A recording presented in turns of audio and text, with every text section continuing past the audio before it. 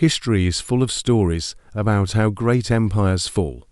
Usually, it's a dramatic tale of war, invasion, or a cataclysmic natural disaster. Think of Rome, sacked by barbarians, or Pompeii, buried under ash. But what if a civilization, one of the most advanced of its time, just vanished, not with a bang, but with a whisper? Today, we're rediving into one of history's most profound mysteries, the silent disappearance of the Indus Valley Civilization. Let's travel back in time, way back, to around 2500 BCE, while the pyramids were being built in Egypt and Stonehenge was taking shape in Britain. Another great society was flourishing in what is now Pakistan and northwest India. This was the Indus Valley Civilization, also known as the Harappan Civilization.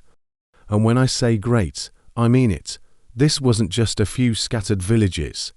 It was a sprawling network of cities and towns that was home to millions of people, possibly up to 5 million at its peak. That's a huge portion of the world's population at the time. Their cities, like Mohenjo-daro and Harappa, were marvels of urban planning. They had grid-like street patterns, multi-story brick houses, and something truly revolutionary, sophisticated water management systems. We're talking about wells, public baths, and even household toilets that connected to a citywide drainage system.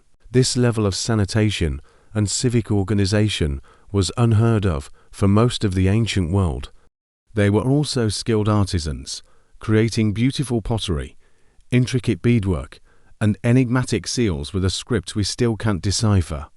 What's equally fascinating is what we haven't found: no grand palaces, no monumental temples to glorify kings or gods, and very few weapons. This suggests they might have been a remarkably peaceful and egalitarian society. For 1,000 years, they thrived. Then, around 1900 BCE, something strange began to happen. The vibrant, bustling cities started to empty out. People began to leave, but this wasn't a panicked exodus. There are no layers of ash from a great fire, no skeletons in the streets with arrowheads in their ribs. The buildings weren't burned or destroyed by an invading army. It seems the people just packed up their belongings and walked away over the course of a few generations. The cities slowly fell silent, their advanced drainage systems clogged with silt, their streets eventually reclaimed by nature. For centuries, it was as if they had never been there. Archaeologists who uncovered these sites were baffled. The typical signs of a civilization's collapse were all missing.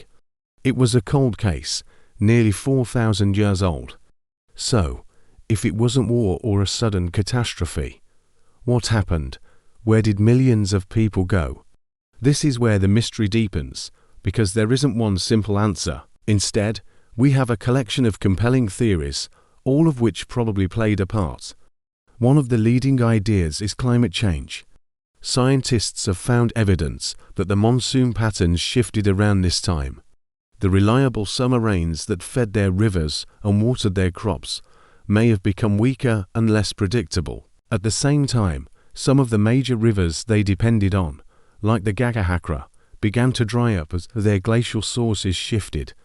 Without a steady supply of water, their incredibly productive agriculture would have collapsed. This would have made feeding the large populations in the cities impossible. Another theory points to economics. The Indus people were great traders. We've found their seals and beads as far away as Mesopotamia. It's possible that these long-distance trade routes collapsed, cutting off a vital source of wealth and resources and causing a slow economic decline. A combination of these factors, a drying climate, failing farms, and broken trade links, likely created a perfect storm. Life in the big cities became unsustainable, so people didn't vanish into thin air.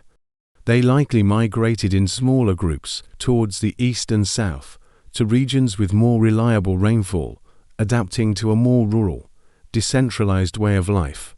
So, the Indus Valley Civilization didn't truly vanish. Its people adapted and moved on, their legacy absorbed into the tapestry of later cultures in the Indian subcontinent. But the great cities, the writing, the organized, urban way of life that disappeared. They left behind the ruins of their incredibly well-built cities as a silent testament to their ingenuity. But they took their secrets with them. They left no grand monuments telling tales of their kings, no texts we can read to understand their beliefs, and no clear, single reason for their departure. And that is what makes the Indus Valley Civilization one of history's most fascinating and enduring mysteries. Thanks for watching, and if you enjoy unraveling the secrets of the past, be sure to subscribe for more.